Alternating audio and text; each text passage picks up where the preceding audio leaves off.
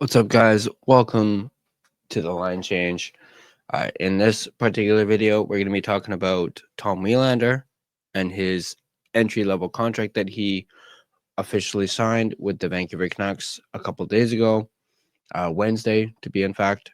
And of course, we touched on it briefly in our over hour-long video where we basically took a few different videos and basically combined them together to make one really big video where we had the news of Adam Foote being named the new head coach, the Tom Willander signing, and then I had already planned a top 10 rankings video for Vancouver Canucks goaltenders.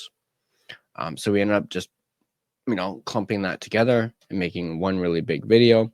But in this particular video, we are going to break down his entry-level contract, which is a 3-year contract, as our every entry-level contract is always a 3-year deal. That's just the way that they work. They're always 3 years, unless a team chooses to burn one of those years, which obviously the Vancouver Canucks decided not to do. So as I mentioned, we're going to read the article. We're going to break it down. I want to get your guys' thoughts in the comment section down below on what you guys think. We're going to go over some of the bonuses as well, which everyone knows was a big factor when it comes to the contract, as you know, that's where the two sides had a stalemate. It came down to the bonuses. Everyone knows that, people were talking about it being maybe 200,000, separating the two sides, and eventually the Canucks ended up, giving Willander what he wanted in the end. But we're going to do that. As I mentioned, we're going to read the article, break it down, and then I want to get your guys' thoughts in the comment section down below. I will do my best to respond to all of them. But before we get into our main topic of this video, I'd like to give a big thank you to my sponsor, Uppbeat Energy, who actually recently sent me a care package. So Uppbeat Energy, thank you very much for that. But if you are looking for an energy drink that is jitter-free, crash-free, no sugars, no artificial colors or dyes, and no calories, then Uppbeat Energy is just what the doctor ordered. Uppbeat Energy has over 15 unique and custom different flavors to choose from, including Galaxy Grenade, which is a blend of watermelon, guava, and lime explosion. Another one is their Beach and Peach, which is a blend of mango, white peach cooler. If you're looking to give it a try, get the starter sampler pack for $24. You get a shaker and 3 different flavors to try. You can also use code the line change and save 10% on that starter sampler pack, or you can save 10% on any other purchase by using that code. Right now they have a buy 2 get 1 free sale going on for this entire month. That's the entire month of May, so get it while you can. Use the code B2G1 when you have 3 tubs or more in your cart. Check out their website at www.uppbeat.gg. Once again, that is www.uppbeat.gg. Uppbeat Energy. Be better. Your taste buds' favorite energy drink. So let's dive right into this article.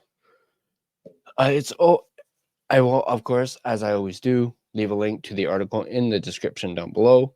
But it comes to us from our friends at Canucks Army, and in particular, Tyson Cole. This article was posted a couple of days ago, so let's go ahead and dive right into it. Shortly after they named Adam Foote as their next head coach, the Vancouver Canucks signed their top defensive prospect, Tom Willander, to a 3-year entry-level contract. While we normally wouldn't break down an entry-level contract, there was a lot of noise surrounding why the Canucks and Willander were not seeing eye to eye. There were reports indicating that Willander not immediately signing with the Canucks was a personal decision. Then GM Patrick Levine shared at the end of the season media availability that Willander intended to go back to school.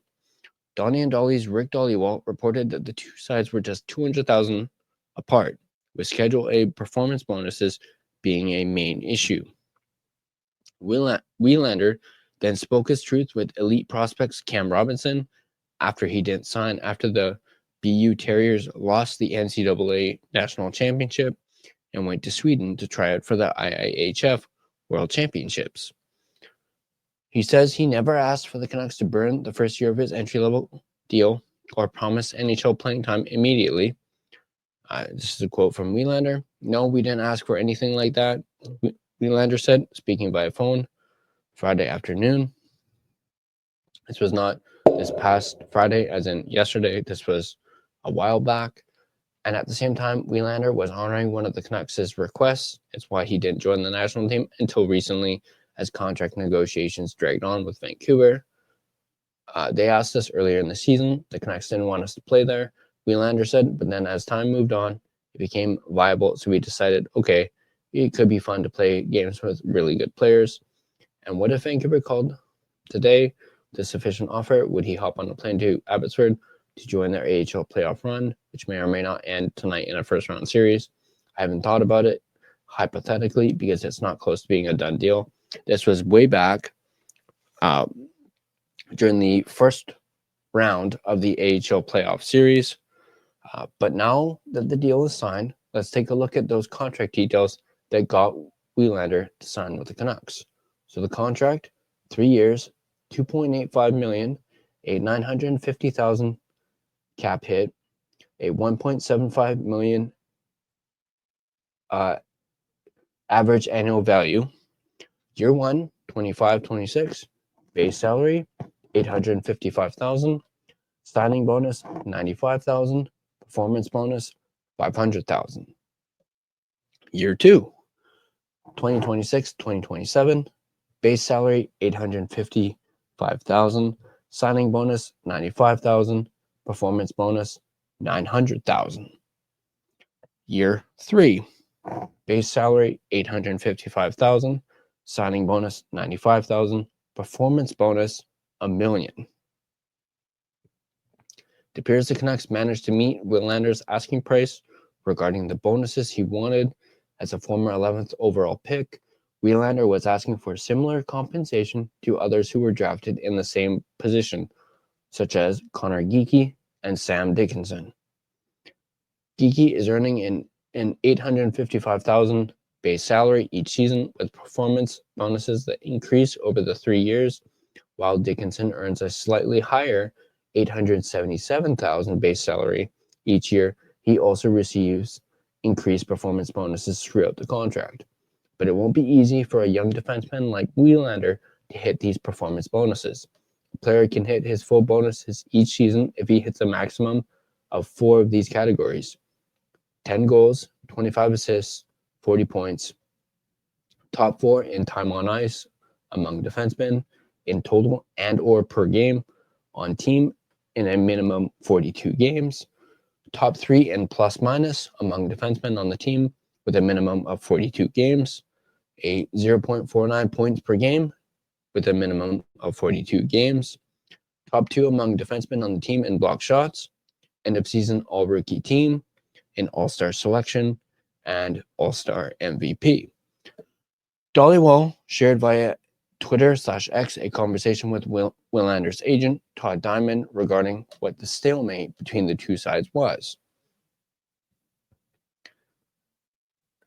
Willander's agent, Todd Diamond, says at the end of the day, the contract delay was about a small amount of money. Diamond also says Willander will not join Abbotsford. He does not want to take another player's spot, and he is in training mode and already at the rink and in the gym. Canucks fans can breathe a sigh of relief that the two sides have come to an agreement. Willander will not be joining Abby in their playoff run, as we just mentioned, and will now focus on his off-season training to compete for a roster spot in training camp next fall. So there you go. Now, I do think that quote of Willander not wanting to take another player's spot just shows the humility of Tom Willander right there. No, he doesn't want to take another person's spot, especially with how deep Abbotsford is in the AHL playoffs. He doesn't want to take another person's spot. Shows you the humility of such a young player. But he's already training for next season, which is great. And obviously, his agent mentioning, that the money and the signing bonuses was what was keeping the two sides apart at the time. But of course, the Canucks seem to, I guess for a lack of a better term, buck up, and they gave him what he wanted. So, but that also begs another question. Even though the Canucks have officially signed Tom Willander to his ELC, is he still a trade piece to acquire their second line center? Now, when it comes to that, I do think he is still a trade piece, as he's still valuable, and he's a great asset to dangle in front of a team that you are trying to get a top 6 second line center out of. If you package him with the 15th overall pick that the Canucks currently have in the draft, and maybe, I don't know, another, not necessarily prospect, but another young player, like roster player, you could easily get your second line center who happens to be a top 6 second line center. So I do think at the end of the day, I don't think him signing his ELC affects whether or not they end up trading him or not, or whether, them signing him means that they won't trade him. I don't think that's the case at all. I think Patrick Hoping and Jim Rutherford are weighing all options. All options are on the table when it comes to who they're going to trade. And because they know how important getting that second line center is, they know how, there we go. They know how important it is. They know they need to, that if they don't get that second line center, that is going to be trouble. And, it's going to be,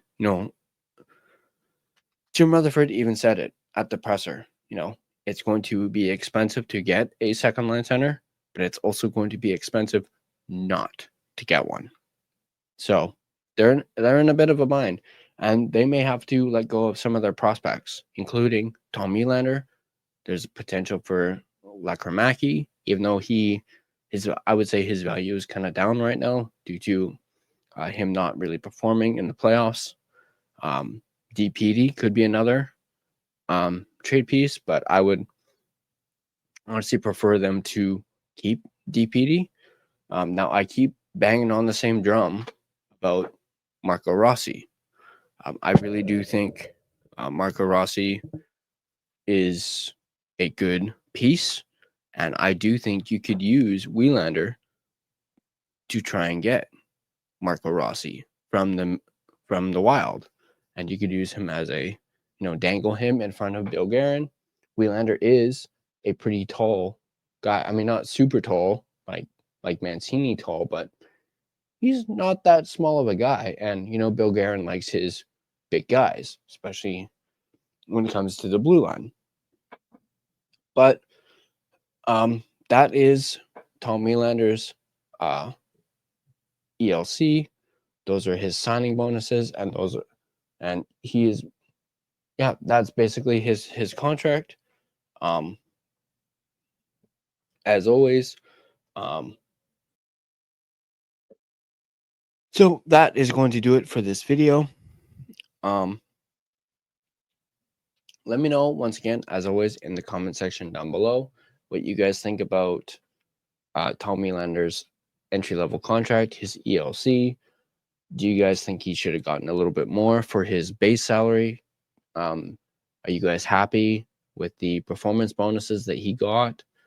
And are you just in general happy that he's finally signed? Do you guys think he is still a trade piece?